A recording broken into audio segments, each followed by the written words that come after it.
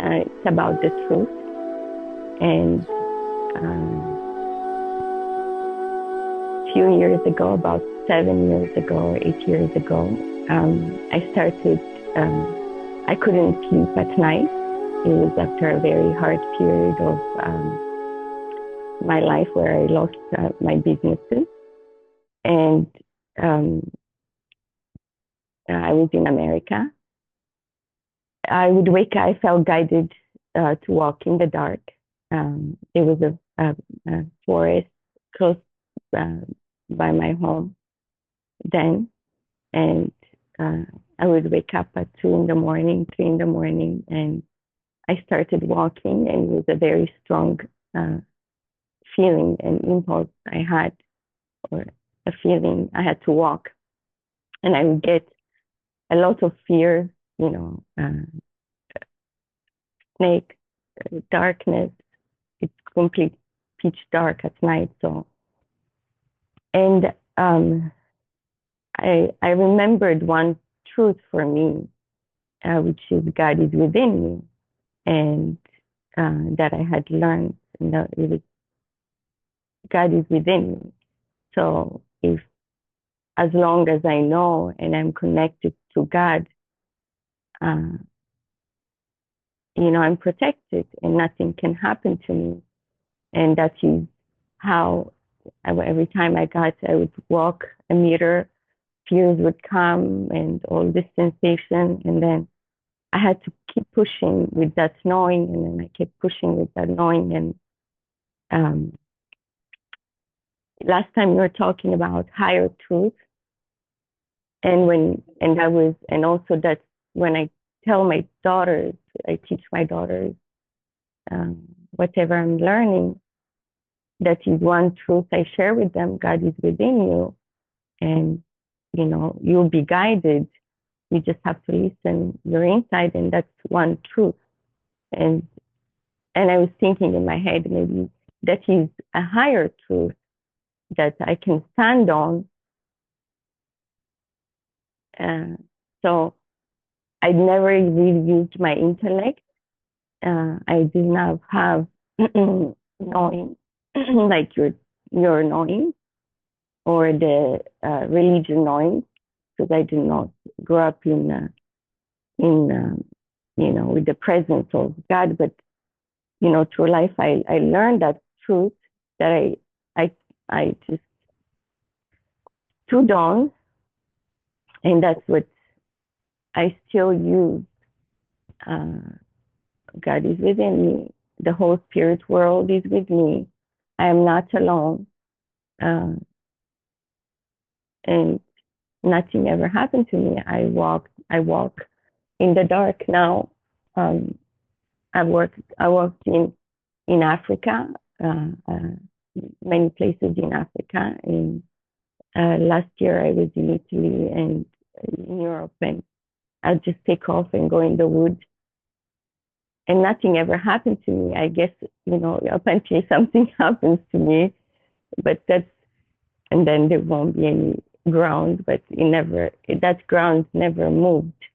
So I just, maybe it's not a question. That truth, as you say, maybe washes through me or goes through me. And that's something that's the only thing that I stand on. So that's my ground. And if that's not my ground and there is no ground to stand on, that would be scary. And my whole life, you know, I was wrong and I was lucky. So that would be interesting to understand. Yeah. So here, what we're seeing is that God is now. God is now. In this now, that is God, you are under complete care and protection. Guided and protected. to personify now as the personified God. You have taken refuge in God, in now, in what is, in truth, in light. They're all the same, different ways of saying the same thing. And God may carry the name, or the word God may carry a connotation for you that is a refuge, and for other people, from their connotation, referring to what they know from their memory, the same word has a very different meaning to them. So that's different connotation. But this ground of now is often referred to as the ground of being. And there is a ground of sorts. Huh?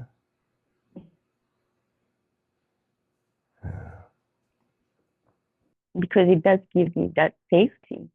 Yes. It does give me that strength Yes. to keep going forward. Yes, and still operating in the relative, in surrender. And if something was to happen to me, that is what's meant to happen. That's right. For me to continue becoming. That's right. Yes, because that's the question. Is your trust,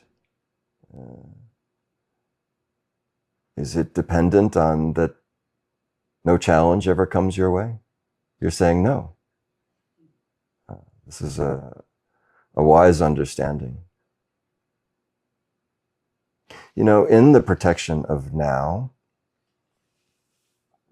what challenges do come in the relative now, let's say. That's all a bit funny to speak these words because they don't make any sense. but in this relative now, under this protection, they say that the arrow that was meant for the head takes the hat instead. Means that your karmas in the refuge of now, of God, are tempered. Are tempered.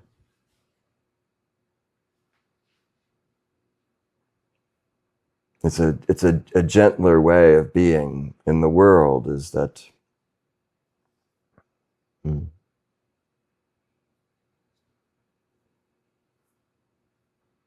let's just say it this way, perhaps. I mean, that Kalyani didn't meet an actual snake or an actual bear, but the challenge was perceptual, but the lesson profound if she allows it to be. And the lesson, her lesson, our lesson, profound to us if we inquire into it deeply from the place of the I sense.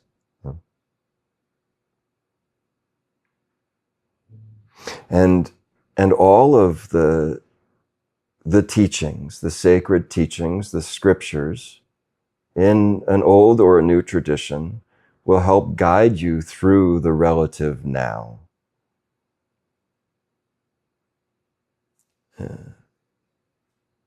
And really what you're saying is that fearlessness is the space of now that you are daring into, learning to trust in what we call faith. Yea, though I walk through the shadows of my very own mind, I fear no evil. You see? And it's a bit of an ambition of an affirmation, isn't it? I fear no evil. It's a good ambition as far as ambitions go.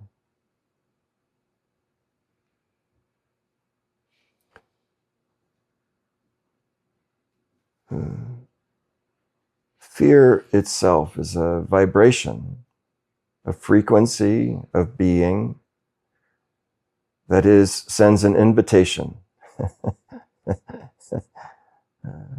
The frequency of fear sends an invitation to invite something to be afraid of. This is the degree of the confirmation bias that we were talking about. And now these fears, many of them are subconscious. It's not like all of a sudden you know the depth of your fear. You don't. Most of it is hidden to you, ancient. So there's not much you can do about it other than just to see what you see and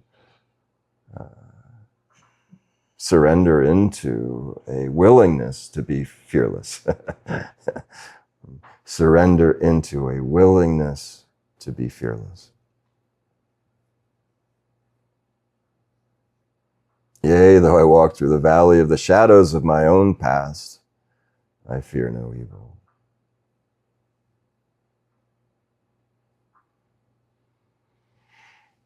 And this one, in faith, can walk through the woods.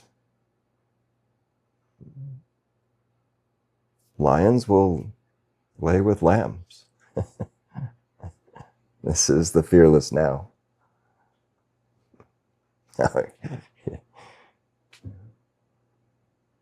And if a stampeding elephant is coming towards you, move out of its way. You know? It reminds me of a story of a man wandering in the desert and praying, God, please come save me. Please come save me. Over and over again. And then out of nowhere, he sees an image arising of a camel, and a man on a camel comes towards him and says, I can take you out of the desert. And the man says, no, no, no, no. God is coming for me. Yeah. So he dies and says, God, why didn't you come for me? He says, I came as a man on a camel. There's another wonderful story about a devotee to Lord Shiva. He would take darshan from Shiva, and he said, my Lord, I want to honor you, and I want to create an incredible feast of so many beautiful foods. And this incredible banquet, I want to do this for you. So he goes about the preparations, and he creates this incredible feast. So many days of labor, so much money spent, really everything perfect, every flower on the table and everything so perfect. And a dog comes in and jumps on the table and starts devouring the food. And he's horrified. This is for Shiva. And he takes a stick and he beats the dog. Beats the dog.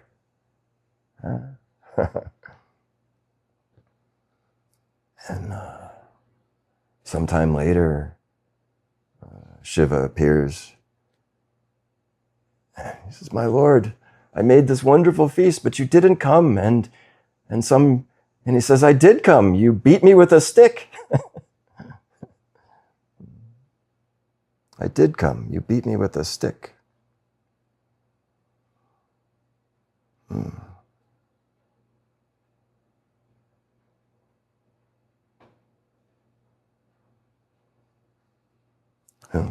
The point of this is that in this now, in the refuge, in the relative now, all that arises is for you.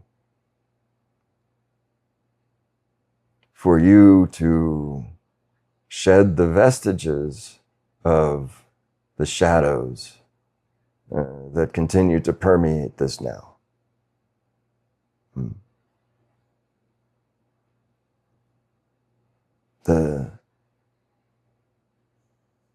The good things that come to the one in the refuge of God, of now, the good things that come are to invite you further into your faith. And the bad things that come are to invite you further into your faith.